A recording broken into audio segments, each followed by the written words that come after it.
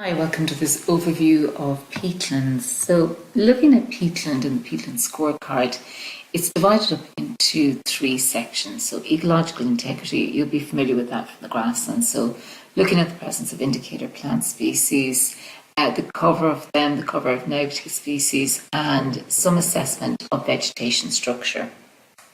We also have the threats and pressures, and whilst it might look slightly different there, bare ground and soil erosion, they're the same: supplementary feeding, any damaging activities, risks to water quality, and here we have burning and turbary coming in as specific risks to peatlands.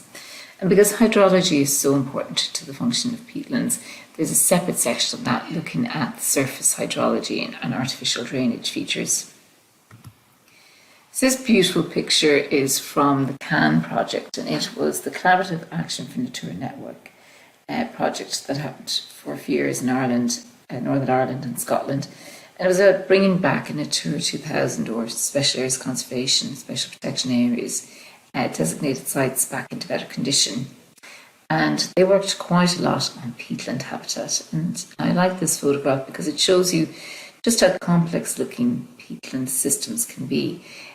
They're not a kind of uniform grassland, etc. They look different. They have pockets of wetter areas, pockets of drier areas, hummocks, hollows, etc. So a complex area, but really dependent on that water table being quite high.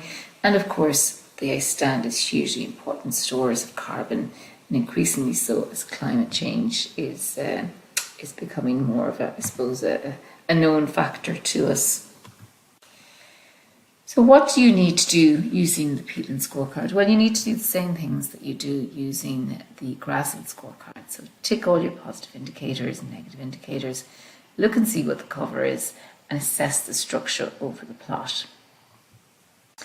So positive indicators, you'll look at the scorecard, and actually there aren't that many positive indicators because there's only a small amount of plants that can really thrive on that waterlogged, acidic environment that is created on peatlands.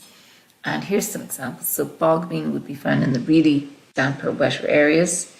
Ling heather, you'll be familiar with heather, and maybe the crossleaf heaths. They're the kind of shrubby plants that you'll find on the drier areas. Then you see there are two very wet species, so sundews and sphagnum moss has been hugely important on peatlands.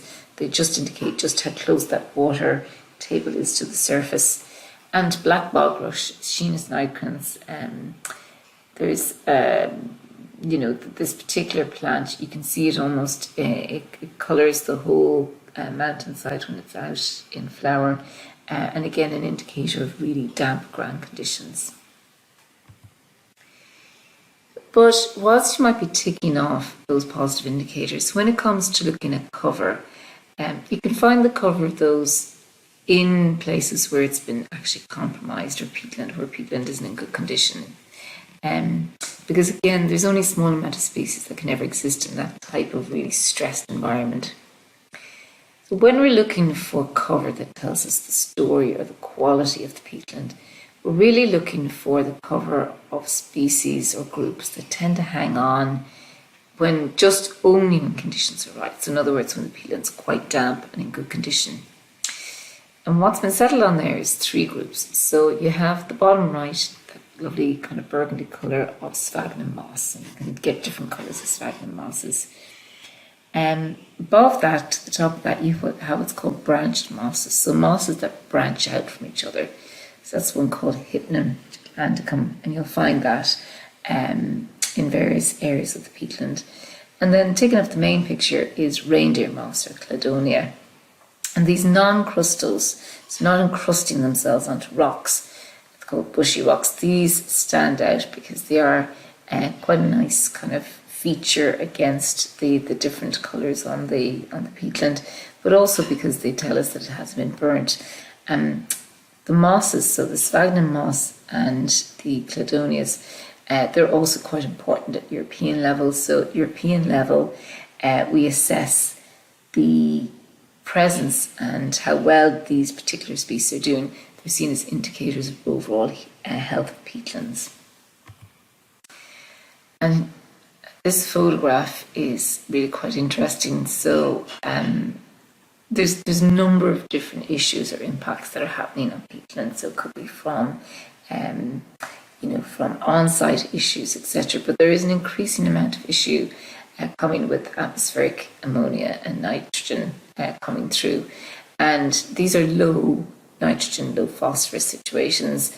When excess nutrients falls on top of them, you can see the sphagnum in good condition there on the left-hand side. On the right-hand side, it basically just goes to jelly or mush. So something to look out for on particular peatlands.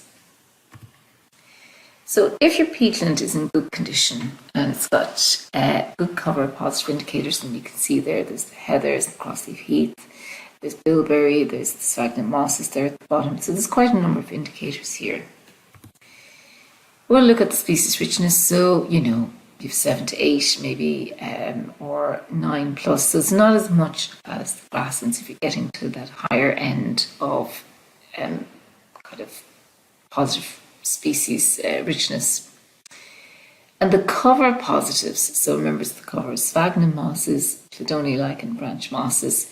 You can see there that in the grasslands it was 25 each for cover and for species richness. It is a little bit less here just because management is so important in these, and that's where some of the other marks have been weighed up even further. This particular site, it's got a fair bit of non-native conifers coming through from side-by-side conifer plantations. You can see in the background there's been actually clear felling. And where you've had cut over and where it's dry enough, you'll get those non-native conifers self-seeding and coming into the peatland system. And you don't want that because that kind of further dries out the system. So this is why A3 and A4 there are looking at negative species. So non-native species, rhododendron, self-sown conifers, other alien species, if they're present at all, you're getting a -10. It's just an indicator, a factor that there's something in your system which isn't able to kind of robustly keep away those threats. And what's the cover of negative indicators? So negative indicators, and you can see the list there, including non-native conifers, how much room do they take up within your plot? And again, very high there, you're getting -30 marks. So it's something that's difficult to do something about. So that's why the weighting there is trying to force people or force landowners into taking account of that and doing something about it. This site here, this was on Quilca and Éireann, and this is an old drainage ditch you can see there. And in the past, if you have a drainage ditch like this, it is releasing, I suppose, stores of carbon. As soon as water comes into that system, as soon as air comes into that system, I should say, it's actually causing the degradation and the decomposition of the peat. So that's why you don't want that to happen. You want the peat to be in good condition and to stay as it is. So there's various, I think there's 1, 2, 3, 4, 5 stages of hydrology listed there. And what you'd like to see is an intact bog that has no evidence of drainage or disturbance across the plot. And you get 20 marks for that. You're losing 30 marks for the significantly altered bog just because you're going to have to do a lot of work to get that bog back into good condition, including drain blocking, which I'll talk about in a few minutes. And here on Quilca as well, you can see the devastating impacts of a fire that raged through, and you can see fence burnt, and you can see all the heathers burnt off. This is, this is not what you would like to see. Which is why, again, if there's evidence of recent burning and you've got significant damage like the peat has been burnt, the mosses have been burnt here, you're losing again 30 marks, -30 marks. So it's about sending signals, indications about what you want and what you don't want on particular systems. This picture here is from the Pura Mussel project, and it's about bare soil erosion. So again, very much related to land management, in this particular case, overgrazing. And if you have this high level of bare ground showing up, and it's pretty evident throughout, and you've got lots of rutting, and there's more than 5% bare ground in the plot, then you're losing 20 marks. So again, signals, sending out the signals that this isn't an optimal way of managing this type of system. And here, this is pictures from Glenveigh, and you can see the lines of the sausage machine that went through there cutting. So it looks, relatively intact on top, but you can see the lines there. And that's taking peat away. It's causing drainage. These are now drainage channels, etc. And that's going to dry out and have impacts on this particular peatland being in good condition in the future. Again, turbary, level of damage from turbary has to be assessed. Any evidence of sausage cutting machine, very high. There we have it. So that will get you -40. Why -40? It takes many, many, many years to produce even 1 centimetre of peat. So hundreds of years. So, we don't have hundreds of years to try and get that peat back within the lifespan of most agri-environment schemes. So you really want to show that this is a process or an activity that is very much less than optimal on these types of systems. And now, that was a quick look through some of the main indicators that you look for on the ground.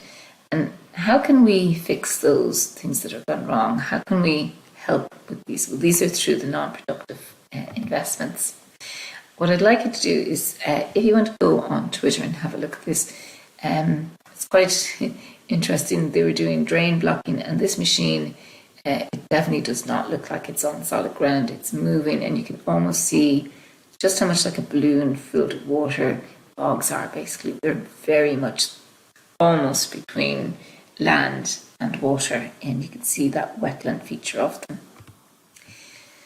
So one of the main non-productive investments that could be used that will restore peatlands in better condition is drain blocking, and it's actually very effective. You can see here from the CAN project this drone footage, and you can see the peat dams that have been put in, and they're starting to block water.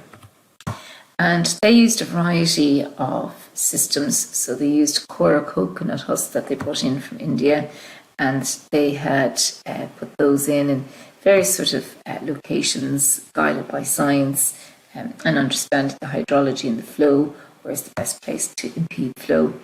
And the right-hand side here, they're actually experimenting with using wool bales to try and stop the flow of water, and that was very successful as well. And you can see once the peat dam is put in, you then get this impediment to the flow of water. And if that water isn't flowing down, then it's not taking sediment and other material with it, which can then go into water courses. So it is helping build back up the water table and also slow impact off site and off that plot as well. And this again is from the Ulster Wildlife Trust for the CAN project. And 1 year after drain blocking, you're starting to see those sphagnum mosses come back into these areas. And sphagnum mosses, they're the carbon storage, they're the peat builders. As soon as you see them there, you're starting to get a system that's working better already. And that's where the drain blocking had occurred.